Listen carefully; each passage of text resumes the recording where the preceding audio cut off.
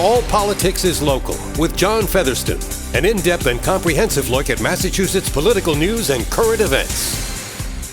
To another edition of All Politics is Local. I'm your host, John Featherston.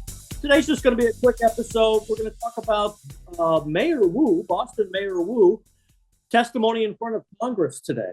A lot to get to, a lot to talk about, a lot of controversial things. Let's run to the clip and have Mayor Wu talk about Tom Homan.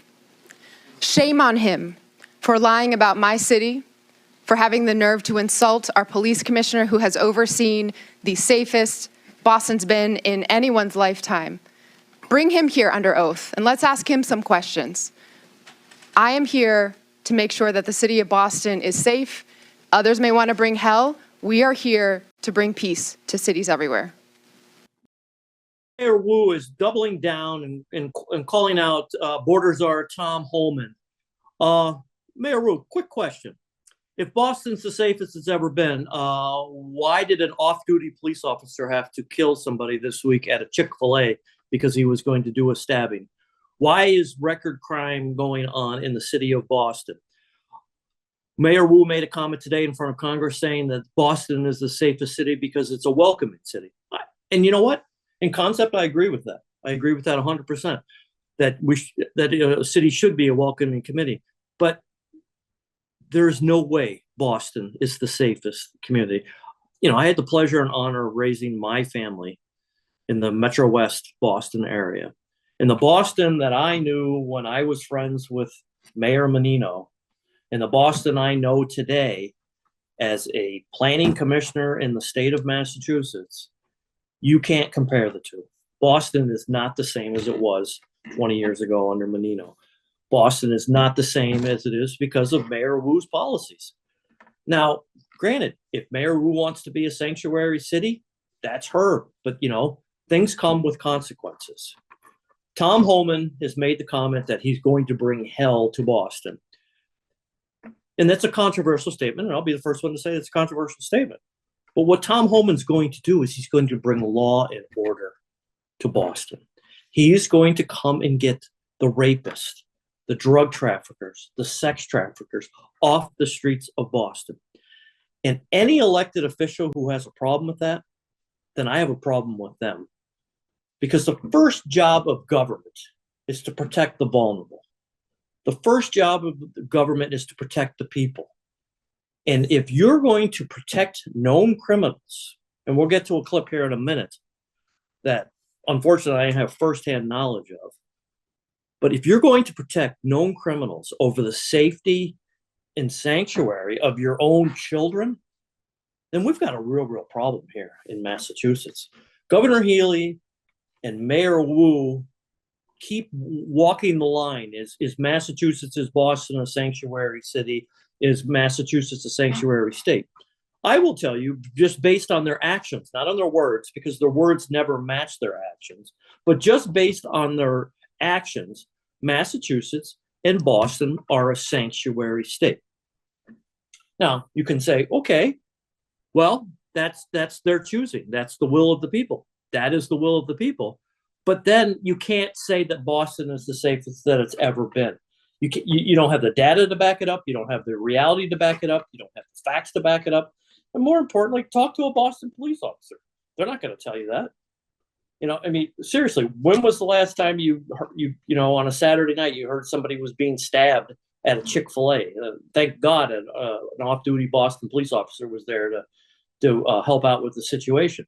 And then you have the mayor not only not thank the off-duty police officer, but give condolences for the person who was trying to stab people. I mean, you just can't make it up. You can't make it up. But believe it or not, that was not the most outrageous thing that happened today during the congressional hearings. Let me set the table for you a little bit. It's probably not unknown that I was running a migrant shelter in Marlborough for quite some time. And last May of 2024, a DCF agent came to me and said, hey, we've got a real big problem. I need to talk to you about something. I said, well, okay, I'm in the middle of something. Give me a couple minutes. I'll come in. So I took her into my office and sat her down and, exchanged pleasantries. And she's like, I'm not here for what you think I'm here for. And I thought she was here because we had a teenage migrant who we found out was pregnant. And at the time, we assumed she got pregnant from her boyfriend. And, the classic saying, never assume, because it turned out that she was not impregnated by her boyfriend. She was actually impregnated by her own father. The father committed multiple times of rape with his daughter. And when confronted by DCF, he was actually proud of the fact that he had gotten his own daughter pregnant. Well, today in the congressional hearings, the chairman, Congressman Comer, asked Mayor Wu about this incident. Last year, in a Boston suburb, an illegal alien raped and impregnated his 14-year-old daughter while living in a shelter for illegal aliens. Mayor Wu, under Boston law, would you turn this criminal over to ICE on a detainer? Whenever there's a criminal warrant, Boston police enforce that and hold people accountable. So would you turn that criminal over to ICE? This happened outside the city of Boston, but I can tell you in the city, whenever someone commits a crime, whenever there's a criminal warrant, we hold them accountable. If ICE deems that they are dangerous enough to obtain a criminal warrant, and the Boston police will enforce it. Will you turn that criminal over to ICE? We follow the laws, and we make sure. Last year. So there you go. She will not even admit that a man who impregnates his own teenage daughter, that she will not turn that person over to ICE for a detainer. So, I mean, what more do you need? What more do you need to, see? It's not the first case, and to her credit, to Mayor Wu's credit, it did not happen in Boston. It did happen in Marlboro, yes. But there are many other numerous cases. Commissioner Cox, the Boston Police Commissioner, has flat out said that he is not going to help ICE. Now, you can sit there and say that it's, Boston law, it's Massachusetts law.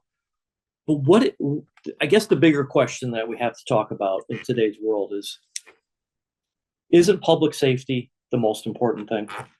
Because everything comes back to public safety in politics. Everything comes back to public safety. You send your kids off to school, you assume that they're going to a school where they're not going to be shot. And the school shootings that happen in this nation are horrible.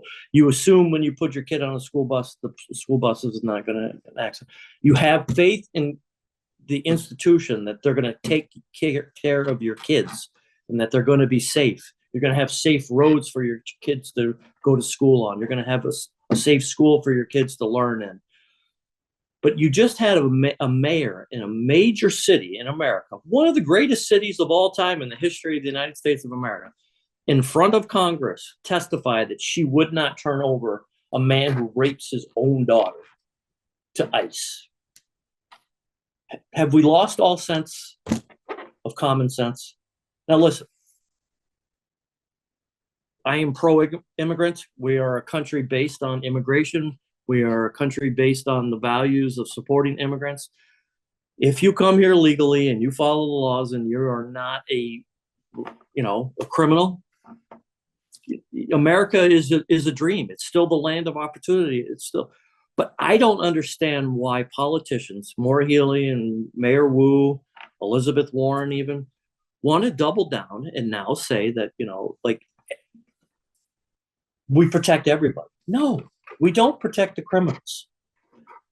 We should not protect the criminals. We do protect the criminals. Because in this case in Marlboro, I was told by the Marlboro police, transfer him to Worcester.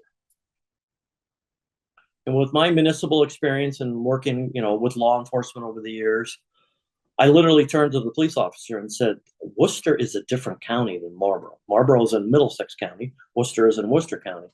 And the police officer said to me, well, why does that matter?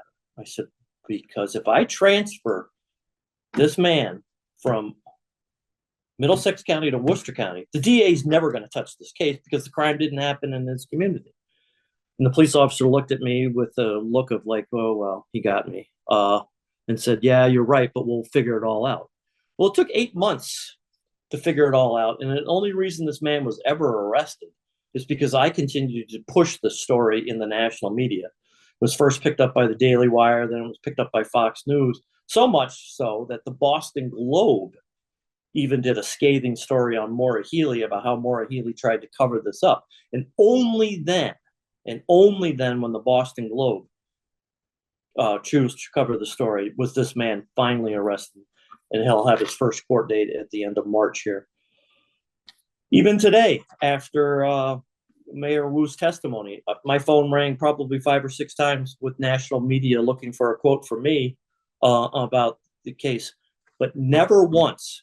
This happened in May of 2024, and now we're in March of 2025. Has one Boston legacy media TV station called and asked for a single comment on this case. So it just goes back to proof that, you know, the journalism that we all grew up with and that we all knew is no longer exists. And, you know, it actually adds to the value of why community media is so important, because there is no more balance in media now.